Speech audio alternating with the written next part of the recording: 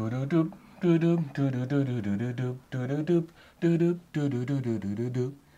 the summertime, when the weather gets high, you can stretch right up and reach the sky. In the summertime.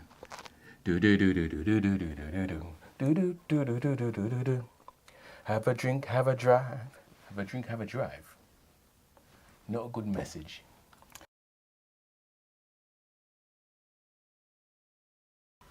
Can you see this? Can you see this? Look at this.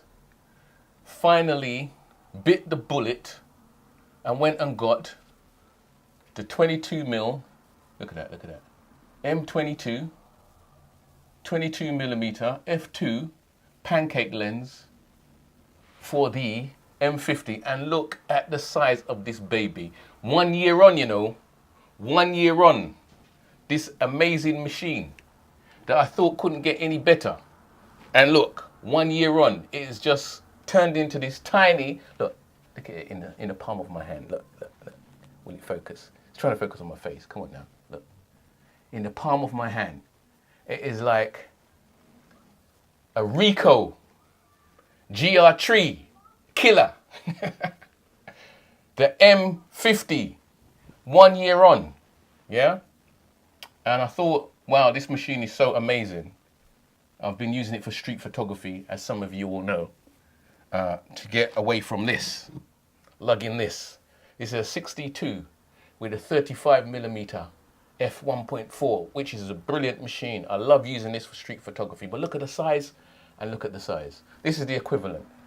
This is the equivalent. Come on, focus, focus, focus. This f22, I mean this 22mm f2.0 is a full frame equivalent of this 6D2 full frame 35. So yeah, which one would you prefer to carry around on the street? This or this? It's a no-brainer really, isn't it? So anyway, I splashed and got an M22. I've been debating about whether to get this 22, you know, because I don't really want, I'm gonna take my glasses off because of the focus thing. I don't really want to have too many different systems, lens systems. And I've tried to keep it EF for as long as I could, shooting with the 10-18, which is my favorite, I would say my favorite or most used EF lens for street photography.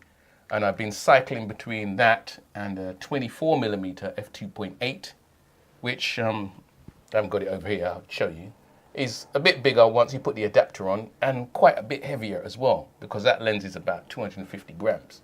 Look at this. Look at this. I know it's a bit late in the day. A load of people have done reviews on this, so you already know, but man, it's just amazing. This can actually fit in my pocket now. I can put this in my trouser pocket. Any other day, that's what I did. You know, I just went out with this in my pocket. I mean, I can't put it in there now because I've got my phone and all kinds of nonsense in there. But put this in my little pocket, went out on the street. Didn't have to carry my little shoulder bag no more that's been giving me jip on my back. When I saw a shot, just pulled it out. In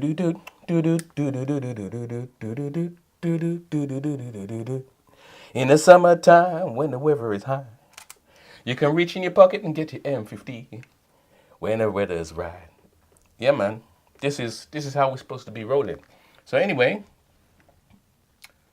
what do I think about this 22? What's my my verdict? I've had it for a couple of days. Really loving it, to be honest with you.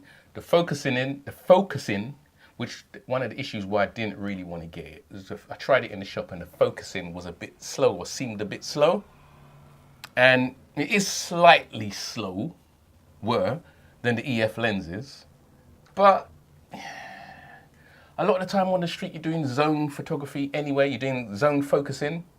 You know, you've set your focus, I don't know, a couple of feet in front. You know, focus on your hand, lock it off onto manual focus, and you're waiting for your subjects to come into that zone, and then it's snappy. The minute you snap it, you got it. So there's that. I tend to use area focusing, you know, where you can set it at face tracking, or you can set it at an area in the top of your screen or wherever you want. A little box comes up and you can set that which is what I use.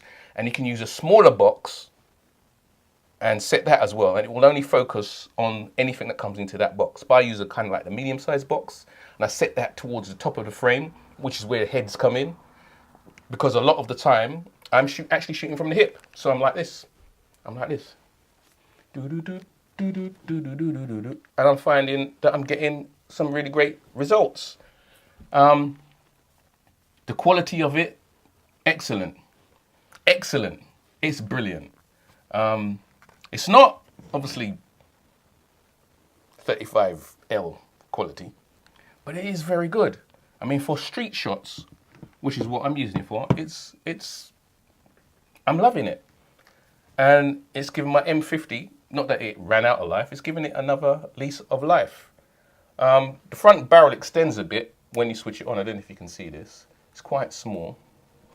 And then, I'm trying to get it to focus on the M50 and not me. Let's touch the screen and see if it does it. Yeah, there you go. Look, watch this. When I switch it on, can you see that? It does raise up a little bit and stick out, which is not a problem. But when you put it in your pocket, I'm a bit worried about knocking that. So I tend to not switch my cameras off.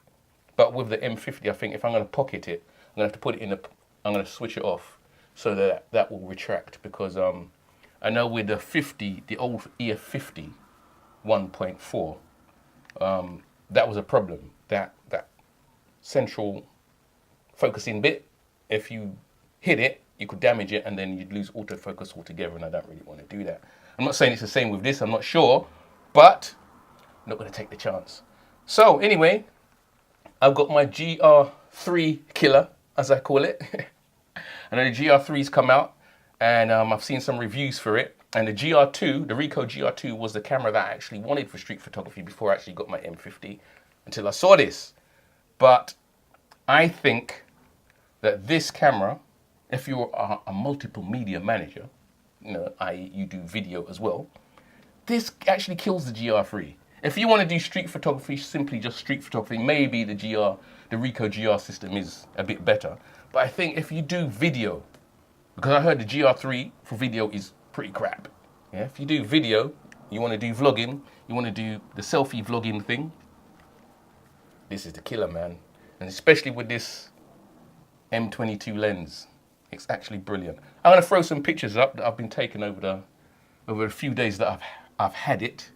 I'm actually loving it. I have to recommend it, have to recommend this lens. It is absolutely brilliant. And now that I've got my first M lens, after 1 year, I'm eyeing up my second, because you know how it goes. You see one, you fall in love with it, and then you think, Actually thinking about the 32 now. That's the 50mm equivalent, goes down to 1.4. It's made like a dream from what I've heard. Actually, I actually tried that one out in the shop, and the image is pretty amazing. So, who knows? Who knows where this will lead? We know where this will lead. I'm trying not to spend too much money on photography, because obviously street photography doesn't bring in any money. That's just something that keeps my mind in order. But it's very important for me. It gets me out and about, and I'm loving my photography. I can develop my style and my techniques, as some of you have seen on some of the videos that I've done. I still haven't done my my M50 on the streets. I did the 62 on the streets, but that's where the real techniques comes in, with this little baby right here. So keep it locked for that one, keep it locked for that one. Who knows, in the next few days, it's all good. In the summertime, when the weather is high, we can stretch right up and touch the sky and get our M50 and go out on the street and shoot.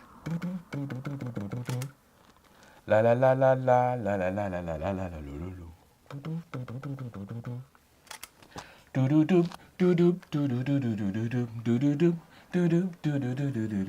In the summertime, when the weather is high, you can stretch right up and touch the sky. When the weather's fine, we got women on our mind.